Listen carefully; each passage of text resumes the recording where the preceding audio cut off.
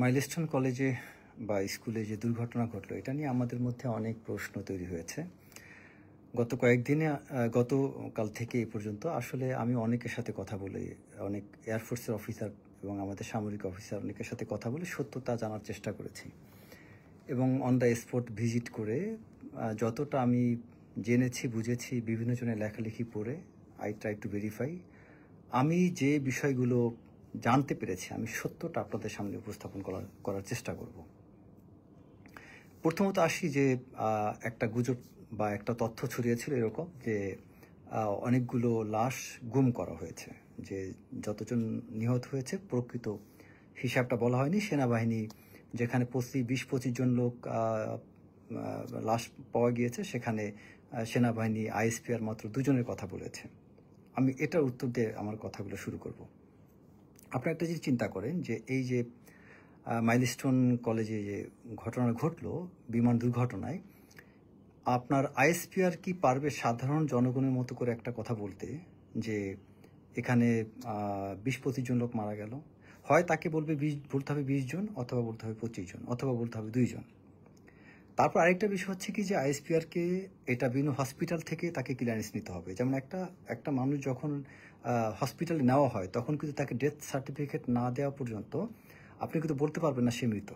মানে এটা মেডিকেলের ভাষায় আপনাকে এটাকে বলতে হবে। ডাক্তার যখন বলবে সার্টিফিকেট দেবে যে হ্যাঁ সে মৃত, মানে আপনি বলতে পারবেন মৃত।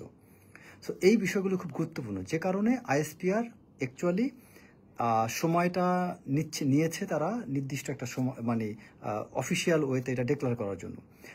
এই বিষয়টাকে গুজব আকারে বলা হয়েছে যে লাশ গুম করা হচ্ছে, সম্পূর্ণ বানো একটা বিষয়। এটা শুনে আমিও অনেকটা মানে কনফিউজড হয়ে গিয়েছিলাম এবং আমি এটা অনেকগুলো এন্ড থেকে চেক করেছি। পরে যেটা জানতে পারলাম যে আইএসপিআর থেকে কথা বলার কারণ হলো এটা যে তারা স্পেসিফিক মানে হসপিটাল, বিভিন্ন হসপিটাল, এবং এটা কিন্তু একটা হসপিটালে রোগীদের নেওয়া হয়নি, অনেকে বার্ন ইউনিট নেওয়া হয়েছে, সিএমএইচে নেওয়া হয়েছে, স্থানীয় হসপিটাল নেওয়া হয়েছে। তার মধ্য থেকে বিভিন্ন জায়গাটা অ্যাকুমুলেট করে দেন আইএসপিআর তারা তাদের তথ্যটা প্রচার করেছে। সো এটা নিয়ে যে কথাগুলো ছড়ানো হয়েছিল যে অনেকগুলো লাশ গুম করা হয়েছে, এটা সম্পূর্ণ মিথ্যা বানোয়াট। আচ্ছা, এরপরে আমি দ্বিতীয় আরেকটা বিষয় আসবো যে বিমান বাহিনী প্রধান কেন প্রেস কনফারেন্স করলেন না? এটা একটা ভুল বিষয়। কোনো বিমান বাহিনী প্রধান বা সেনাবাহিনী প্রধান বা নৌবাহিনী প্রধান কি দেখেছেন প্রেস কনফারেন্স করে? আর বিমান বাহিনী প্রধান তো প্রশ্নে আসে না, কারণ যে এরকম ঘটনা ঘটলে কোনো বাহিনী প্রধানই প্রেস কনফারেন্স করেন না, কারণ তাদের মুখপাত্রটা হচ্ছে আইএসপিআর। সো এখানে আইএসপিআর কথা বলার কথা, আইএসপিআর এটা বিজ্ঞপ্তি দিবে। সো এই জায়গাটায় বিমান বাহিনী প্রধানকে দায়ী করার ঠিক না। এখন আরেকটা বিষয়ে কথা বলি। আপনারা হয়তো অনেকেই জানেন না যে 4 ও 5 আগস্ট বিমান বাহিনী প্রধানের কি ভূমিকা ছিল। খুব সহজে ঢালাওভাবে আমরা আজকে বিমান বাহিনী প্রধানকে নিয়ে অনেক কথা বলছি, কিন্তু এই ব্যক্তি কিন্তু 5ই আগস্টের পূর্বে এবং সেনা প্রধানকে নিয়ে কাজ করার ক্ষেত্রে সবচেয়ে বেশি যিনি উৎসাহ দিয়েছিলেন এই বিমান বাহিনী প্রধান। তিনি যদি তার গুরুত্বপূর্ণ অবদান না রাখতেন, সেনাপ্রধানকে পাশে যদি না থাকতেন, তাহলে হয়তো বা অনেক কিছু সম্ভব হতো না। বিশেষ করে আপনারা যদি জানতে চান বিস্তারিত, অনেক এয়ারফোর্স অফিসার তাদের সাথে কথা বলে জানতে পারবেন যে এই বর্তমান বিমান বাহিনী প্রধান তিনি কতটা এই বর্তমান সময়ের জন্য, এই 5ই আগস্টের অর্জনের জন্য তার ভূমিকা কত বেশি। আমি এটার বিস্তারিত কথায় আর যাব না। আচ্ছা, এরপরে আমি দুর্ঘটনার নতুন পুরাতন বিমান নিয়ে যে কথাগুলো বলবো। দেখেন, এখানে আমরা কিন্তু সবাই একটা কথা বলছি যে এই একটা পুরাতন বিমানকে মানে এখানে কেন দেওয়া হলো। একটা বিষয় খেয়াল রাখতে হয়, পুরাতন এবং পুরাতন মডেল দুটার মধ্যে পার্থক্য আছে। আপনার বিমানটা কিন্তু পুরাতন না, এটা হচ্ছে মডেলটা পুরাতন। মানে এটা হচ্ছে আপনার অনেক পুরনো ভার্সন, যেটা F7, যেটা বর্তমানে এখন অনেক আধুনিক বিমান চলছে, যেটা 5th জেনারেশনের। সো F7 অনেক পুরনো মডেলের একটা বিমান। যেমন ধরুন আইফোন, একসময় আপনি iPhone 3 ইউজ করতেন, বা iPhone 4, 5, এখন iPhone আপনি 16 Pro Max ইউজ করছেন। ব্যাপারটা অনেকটা ওই রকম। এখানে একটা আপগ্রেডেড ভার্সন তৈরি হয়েছে। সো এই জায়গাটায় আসলে বাংলাদেশ বিমান বাহিনী কখনোই কোনো পুরাতন বিমান কিনতে পারে না। এটা একটা নীতিগত একটা বৈশিষ্ট্য, হচ্ছে একটা পলিসি আছে এরকম যে সবসময় নতুন বিমান কিনতে হবে। আপনারা যদি কেউ খোঁজ খবর নিয়ে আপনার জানার চেষ্টা করেন তাহলে জানতে পারবেন যে একটা বিমান প্রকিউরমেন্টের ক্ষেত্রে প্রক্রিয়াটা কি। তবে এই জায়গাটায়, হ্যাঁ, এখন এই জায়গাটা মানে আমি কাউকে বাঁচাতে চাচ্ছি, সেভ করতে চাচ্ছি তা না। আমার মেইন অ্যাকচুয়াল তথ্যটা যেটা দিতে চাই, যে বিমান কখনো পুরাতনটা কেনা হয় না, বিমান নতুনটাই কেনা হয়, কিন্তু মডেলগুলো হয়তো বা পুরাতন, আমরা হয়তো আপডেটেড ভার্সন বা নতুন মডেল বা F-17 বা F-16 এই টাইপ বিমানগুলো আমরা কিনতে পারতাম। সেটা কিনে না কিনে কেন 2013 সালে চীনের কাছ থেকে এত পুরাতন মডেলের বিমান কেনা হলো, এটা হওয়া উচিত আমাদের প্রশ্ন। যদি আমরা বলি যে পুরাতন বিমান কিনছে, এটা ভুল হবে। সো চীনের কাছ থেকে আমাদের এই পুরাতন মডেলের বিমান কেনাটা, এটা অবশ্যই এটা এখানে আমি বলবো এটা এই জায়গায় আমরা দায়ী করতে পারি, কারণ আরও অনেক আধুনিক মানের বিমান ছিল।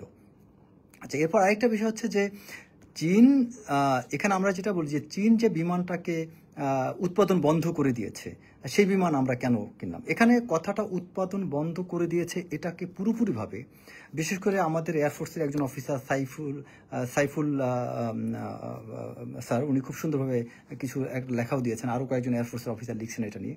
তা আমি অনেকের লেখাও আমি পড়লাম, চেক করলাম। তো সেখানে পরিষ্কার উল্লেখ করা আছে যে উৎপাদন বন্ধ করা মানে এখানে কীরকম, যে এটা টোটাল প্রোডাকশন না, এটা হচ্ছে কি ওই মডেলের উৎপাদনটা বন্ধ হয়েছিল। মানে F-7টাকে পুরো F-7 বিমানটা ওই মডেলটা বন্ধ, কিন্তু ওই একই মডেলের এটা আপডেটেড ভার্সনটা কিন্তু তৈরি করা হচ্ছিল। সো চীন এবং রাশিয়া, তারপরে পাকিস্তান যৌথ উদ্যোগে কিন্তু কিছু বিমান তৈরি করা হয়েছিল। সো এই বিমানটা এক্স্যাক্টলি এই বিমানটা উৎপাদন বন্ধ, ঠিক আছে, কিন্তু এটার মডেলটা নতুন আঙ্গিকে তৈরি করা হয়েছে। টোটালি যে এটা উৎপাদন বন্ধ তা না। আচ্ছা, এরপর আরেকটা বিষয় হচ্ছে কি, আপনাদের জ্ঞাতার্থে আমি বলি যে চীন যখন কোনো বিমান রপ্তানি করে, ওই বিমানটা কিন্তু তাদের বিমানে যেটা থাকে, যেমন ধরেন কথা এটা থাকলো MI-8, তারা করবে কি MIT-8, বাট তারা একটা লেটার যুক্ত করে দিবে, যেটা মানে তাদের দেশে হুবহু ওই মডেলটা সাধারণত নর্মালি করা থাকে না তারা যখন বিক্রি করে। এবং আরও একটা বিষয় হচ্ছে যে আমাদের দেশে যখন MI-17 হেলিকপ্টার কেনা হয়, যেটা আপনার 1967 মডেলের, সেটা 1967 আপনার যেটা উৎপাদন করা হয়েছিল, বাট বাংলাদেশ বিমান বাহিনীতে এটা অন্তর্ভুক্ত করা হয় 1995-96 সালে। আবার একই সাথে আপনার আপনার MI-17 এটা 1975 সালে তৈরি করা হয়, উৎপাদন শুরু হয়, কিন্তু বাংলাদেশ কিনে এটা 90-91 সালে। সো আমরা যেটা করি কি, যে আমরা অনেক সময় আমরা নতুনটাই কিনি, কিন্তু অনেক পুরনো মডেলটা কিনি। তো এই বিষয়গুলো হয়তো আমরা খেয়াল করতে পারি, যে আমরা কেন নতুন মডেলে কেনার দিকে যাচ্ছি না, কেন পুরাতন মডেলে কিনছি।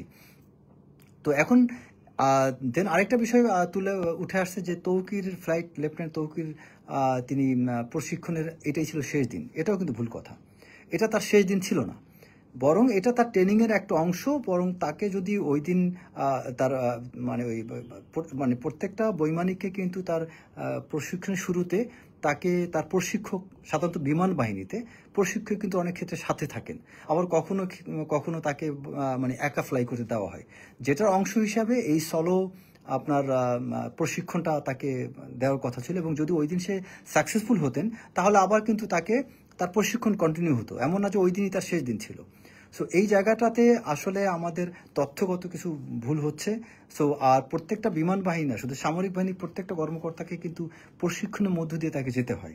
ইভেন যদি কোনো বিমান বাহিনীর প্রধানও অনেক দিন গ্যাপ দিয়ে তিনি যদি একটা বিমান চালাতে যান, তাকে কিন্তু কিছুদিন প্রশিক্ষণ নিতে হবে, এবং সেটা নেওয়ার পরেই কিন্তু তিনি বিমান হাত দিতে পারবেন। আর দেন আরও কিছু প্রশ্ন আসছে যে এখানে তৌকির যে ইজেকশনটা তিনি কেন তিনি কেউ বলছেন যে এটা উনি চাইলে অনেক আগে ইজেক্ট হইতে পারতেন, আবার কেউ বলছেন যে তিনি তো শেষ পর্যন্ত ছিলেন না, ঠিকই তো ইজেকশন হয়েছে তার। এখানে একটা বিষয় খেয়াল করেন, এখানে একজন পাইলট হিসাবে সে সর্বোচ্চ চেষ্টা করছে বিমানটাকে কত দূরে নেওয়া যায় আরবান এরিয়া থেকে। সে কারণেই কিন্তু আপনারা যদি খুব ভালোভাবে চেক করে দেখেন, সে একদম লাস্ট মোমেন্টে বিমান থেকে সে বের হয়েছে। তার বাটনটা কিন্তু সে অনেক আগে চাপতে পারতো, যদি অনেক আগে চাপ দিত তাহলে হয়তো সে খুব সেফলি তার ইজেকশনটা হতো। কিন্তু সেটা না করে কি করেছে, জাস্ট যখন এটাকে ক্র্যাশ করবে ঠিক ওই মুহূর্তেই সে ইজেকশনটা করছে, লাস্ট মোমেন্টে। সো তার মানে একটা পাইলট তার সর্বোচ্চ চেষ্টা করেছে বিমানটাকে সেভ করা, মানে এটা আরবান এরিয়া বা থেকে দূরে কোথাও যে এটা মানে বিমানটাকে আপনার মানে ল্যান্ডিং তো আর করা সম্ভব না, যাতে দুর্ঘটনাটা মিনিমাইজ হয়। তো তো সেটা যদিও পারে নাই, আর সেই চেষ্টা যদি সে না করতো অনেক আগে হয়তো বা সে বের হতে পারতো, ইজেকশনটা সম্ভব ছিল। তো এখন আপনারা যারা ব্লেম করছেন যে ক্যান্টনমেন্ট নিয়ে অনেক কথা হচ্ছে, যে কেন কেন ক্যান্টনমেন্ট এখানে থাকবে, কেন আরবান এরিয়ার এখানে ওই আমাদের রানওয়ে থাকবে, ব্লা ব্লা অনেক কথা। এখন আপনাদের কাছে আমার একটা প্রশ্ন, আপনারাই বলেন, এই বাংলাদেশ ক্যান্টনমেন্টটা কবে তৈরি, মানে কবে এস্টাবলিশড হয়?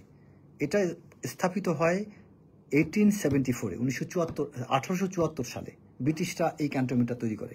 তখন এই ক্যান্টনমেন্টের আশেপাশে মার্শি এরিয়া ছিল, বন জঙ্গল ছিল, কোনো বাসা বাড়ি কোনো কিছু ছিল না, কোনো স্থাপনা ছিল না। তারপরে এটা কুর্মিটোলা বিমানবন্দর, এটা কবে হয়? এটা 1941 সালে হয়। তো 1941 সালে তখন আপনারাই বলেন, এই কুর্মিটোলা বিমানবন্দর আশেপাশে কিছু ছিল আপনার? এবং আরেকটা বিষয় হচ্ছে কি যে, তবে বিমান বাহিনী বা যে কোনো হেডকোয়ার্টার কিন্তু একদম অতি দূরেও হয় না, এটা কিন্তু কাছাকাছি জায়গা থাকতে হয়। কারণ কি, একটা রাষ্ট্রের যখন কোনো গুরুত্বপূর্ণ সিদ্ধান্ত হয়, কোনো চ্যালেঞ্জের মুখোমুখি হলেন, তখন কিন্তু হেডকোয়ার্টার কাছে থাকলে রাষ্ট্রপ্রধান তারা কিন্তু দ্রুত মিটিংয়ে বসতে পারেন। সো অনেকগুলো কারণে, আমি জাস্ট একটা ছোট্ট একটা এক্সকিউজ দিলাম এখানে, অনেকগুলো রাষ্ট্রের কি বলা যায় যে বিশেষ করে হেডকোয়ার্টারটা সাধারণত আপনার কাছাকাছি লোকেশন হয়ে থাকে। আর বাংলাদেশের মতো একটা কান্ট্রিতে আরবান এরিয়াকে আপনি আরবান এরিয়ার বাইরে যেয়ে আপনি কিভাবে একটা বিমানবন্দর বানাবেন? আপনি বলেন একটা স্কুলকে এক জায়গা থেকে শিফট করা এটা কস্ট ইফেক্টিভ, কিন্তু একটা বিমানবন্দর শিফট করা কস্ট ইফেক্টিভ না। এটা লক্ষ লক্ষ মিলিয়ন ডলার এখানে খরচ হবে। আপনি সেখানে এই শিক্ষা প্রতিষ্ঠানটা কোথায় হয়েছে? একটা রানওয়ের কাছে, যেটা অবৈধভাবে। আমি ওই ভুলটা আজকে বাচ্চাদের এই হতাহত হওয়ার কারণে আমরা আবেগতাড়িত হয়ে অনেক কথা বলতেছি, কিন্তু প্র্যাকটিক্যালি চিন্তা করেন, এই স্কুলটা কোনোভাবেই কি এখানে হওয়া উচিত ছিল এখানে? আর আপনারা মানে এখানে চিন্তা করেন যে এই একটা রানওয়ের বৈশিষ্ট্যটা কি? একটা রানওয়ে কিন্তু আপনার কমার্শিয়াল এবং আপনার যেটা হচ্ছে যে আপনার কোন ফোর্সের যে ফাইটিং ফোর্সের যে ইয়াটা, আপনার বিমান বাহিনীর যে রানওয়ে, এই দুইটা কাছাকাছি রাখার কারণ হচ্ছে কি, দুটো গুরুত্বপূর্ণ কারণ থাকে। একটা হচ্ছে যে এটার কস্ট ইফেক্টিভ করা, যে একই রানওয়েটা কমার্শিয়াল ইউজ করা হোক এবং বিমান বাহিনীর জন্য ইউজ করা হোক, এক। দুই হচ্ছে যে কোনো কমার্শিয়াল যদি বিমানবন্দর হয় সেটার প্রোটেকশনের জন্য কিন্তু আপনাকে বিমান বাহিনীকে লাগবে। সো এটা অনেকগুলো দিক থেকে এটা কিন্তু প্রয়োজনীয়তার মাত্রাটাই বেশি, যে কারণে আপনার এই বিমানবন্দর আপনার এখানে কমার্শিয়াল ফ্লাইট এবং আমাদের নর্মালি এয়ারফোর্সের রানওয়ে খুব একটা দূরে থাকার কথা না। তো আমাদের দেশে যদি এরকম অনেক উন্নত দেশ হতো যেখানে 8টা-10টা বিমানবন্দর করার কোনো ব্যাপার ছিল না, সেই দেশের জন্য এই কনসেপ্টগুলো ঠিক আছে।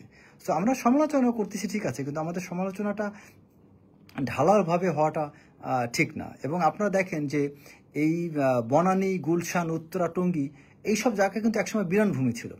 আজকে আমরা বাংলাদেশে যেখানে ক্যান্টনমেন্ট গড়ে উঠতেছে সেখানে কিন্তু আমাদের দেখবেন একটা নগর গড়ে উঠতেছে, কারণ ক্যান্টনমেন্টের আশেপাশে সবাই চায় থাকতে, কিছু সুযোগ সুবিধা পেতে। ক্যান্টনমেন্টের ভিতরে অনেক কিছু থাকে, হসপিটাল থাকে, সিএমএইচ, এবং একটা সময় ছিল যে সিনেমা হল, আপনার ক্যান্টনমেন্টের ভিতরে সিনেমা হল থাকতো প্রতিটা ক্যান্টনমেন্টে, আশেপাশে মানুষ সেখানে সিনেমা দেখতে আসতো। ক্যান্টনমেন্টের ভিতরে ছোটোখাটো শপিং মল থাকে আশেপাশে, তো তারপরে হসপিটাল থাকে। অনেকগুলো কারণে মানুষ ক্যান্টনমেন্টের আশেপাশে কিন্তু তারা আস্তে আস্তে এখানে আবাসভূমি করার চেষ্টা করে, যেটা ঢাকা ক্যান্টনমেন্ট সহ বাংলাদেশের যত ক্যান্টনমেন্ট দেখবেন প্রতিটা ক্যান্টনমেন্টই কিন্তু একটু দূরে তৈরি করা হয়েছিল। বগুড়া ক্যান্টনমেন্ট কিন্তু দূরে ছিল, সেখানে কিন্তু আস্তে আস্তে ক্যান্টনমেন্টের আশেপাশে কিন্তু এখন সাধারণ মানুষ থাকা শুরু করে দিয়েছে। কুমিল্লা ক্যান্টনমেন্ট সেম, প্রতিটা ক্যান্টনমেন্ট, এই যে বগুড়া লেবুখালী ক্যান্টনমেন্ট হয়েছে আপনার বরিশালে, লেবুখালী ক্যান্টনমেন্টের আশেপাশে অলরেডি মানুষ কিন্তু আস্তে আস্তে জড়ো হওয়া শুরু করছে। সো এটা এখন আমরা মানে আপনার মাথা ব্যথা মানে মাথা কেটে ফেললাম, এটা কোনো সমাধান না। ঢালাভাবে ক্যান্টনমেন্ট এখানে সরিয়ে আপনি কি করবেন? ক্যান্টনমেন্ট এখান থেকে সরিয়ে আরেক জায়গায় নেবেন, সেখানেও কিন্তু একটা সিটি গড়ে উঠবে। আমাদের এটার বিকল্প আরও অনেক কিছু আছে, এটাও আমাদের চিন্তা করা উচিত। তো আমাদের আমি মনে করি যে অনেকে মনে করেন যে কেউ কেউ বলছেন যে প্রশিক্ষণ উড্ডয়ন নাকি আরবান এরিয়াতে করতে হয়। আমি সেটারও পক্ষেও বলবো না, বিপক্ষেও না। আরবান এরিয়াতে, হ্যাঁ, আরবান এরিয়াতে আমি বলবো বরং করতে হয় না প্রশিক্ষণ বিমান, আরবান এরিয়া করার কিছু না, বরং এটাকে অ্যাভয়েড করতে হয়। কিন্তু বাংলাদেশের কনটেক্সটে আপনি আরবান এরিয়া অ্যাভয়েড করতে গেলে আপনি পর্যাপ্ত জায়গা পাবেন না। বাংলাদেশ হচ্ছে 18 কোটি জনগণের বা 180 মিলিয়ন জনগণের দেশ।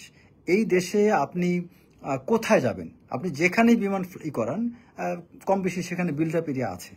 তো এইসব দিক বিবেচনা করলে আমার মনে হয় যে আমরা মানে মানে আমাদের অ্যাকচুয়ালি রেশনাল হওয়া দরকার, এবং আমাদের মূল সমস্যাটা হচ্ছে আমি মনে করি যে আমাদের বৈদেশিক কোনো ষড়যন্ত্র এখানে আছে কিনা, বা আমরা যে বিমানগুলো কিনেছিলাম সেই আধুনিক বিমানগুলো আমরা কেন কিনি নাই, এবং এই পাইলট যখন এখানে ফ্লাই করেছে তার পূর্বে ঠিকমতো এই বিমানটা চেক করা হয়েছিল কিনা, বা এটা পরিকল্পিতভাবে কোনো কিছু ঘটানো হয়েছে কিনা, এখানে কোনো জ্যামিং সিস্টেমে হোক বা কোনো সফটওয়্যারের মাধ্যমে হোক, এটা হ্যাক করার মাধ্যমে হোক, বা কোনোভাবে বিমানে কোনো কিছু করা হয়েছে কিনা, আমাদের আসলে এই বিষয়গুলো দেখা উচিত।